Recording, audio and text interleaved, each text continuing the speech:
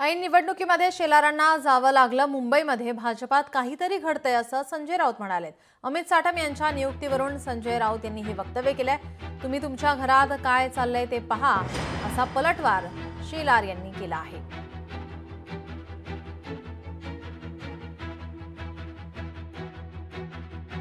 मुंबईला मराठी चेहरा दिल्याशिवाय पर्यायच नाही कोणाला। आता कोणाला नेमले मला माहित नाही, पण आशिष शेलार अनेक वर्ष या शहराचे अध्यक्ष होते।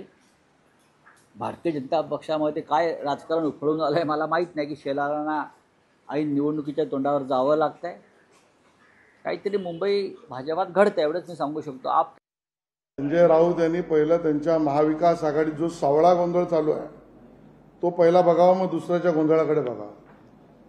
स्वतःच्या घरात सावळा गोंधळ आणि दुसऱ्याच्या घरात बघण्याची भूमिका ही त्यांची भूमिका आहे। लोकशाही मराठी ऐका, पहा, जागरूक रहा।